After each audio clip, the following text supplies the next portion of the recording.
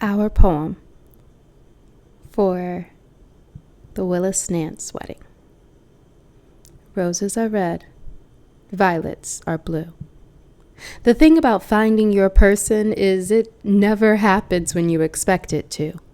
Sometimes it happens when you have just given up, when you decide the view of the ocean is more important than if you ever catch a fish, and you prevented yourself from falling, but you couldn't help the slip.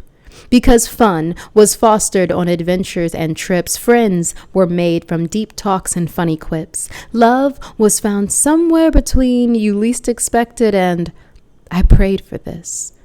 Nestled in the nook of moving on and taking chances is a love that roots deeper than shallow romances, not falling but stepping, not blind but accepting.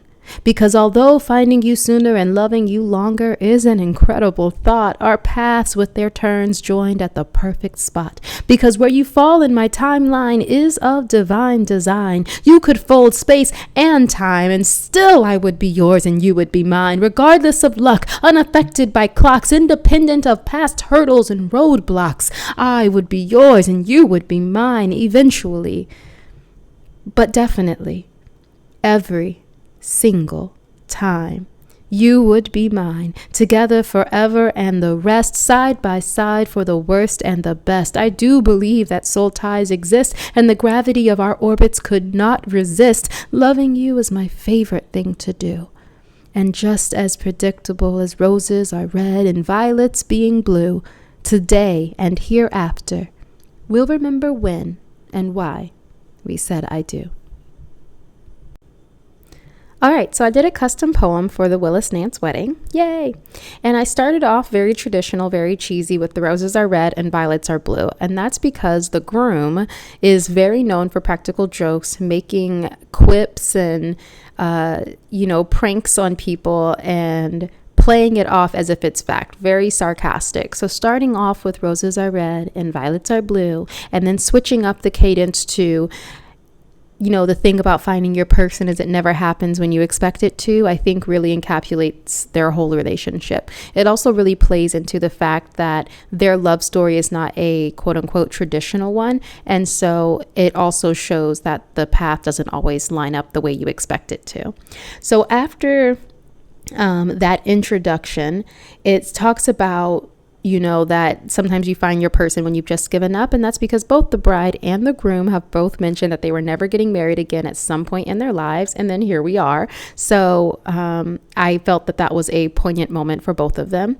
And when you decide the view of the ocean is more important than if you ever catch a fish, and you prevented yourself from falling, but you couldn't help the slip, that's because their very first date was at a restaurant called Fish and Slip. So I really wanted to put those two words in there and really incorporate it into their love poem. Now, fun was fostered on adventures and trips. They are both known for hitting the road very quickly and taking road trips and adventures and staying in cabins and taking, long drives, flying places. They are jet setters and they will go.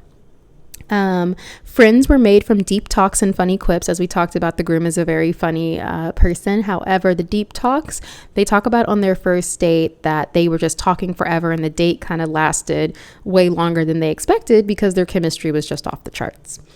And love was found somewhere between you least expect it and I prayed for this, nestled in the nook of moving on and taking chances. That's because, as I said before, they both were kind of if it happens, it happens, but they weren't really expecting much. And they were kind of just, throwing their last line out there, casting their last chance. And it just happened to work out really beautifully for them.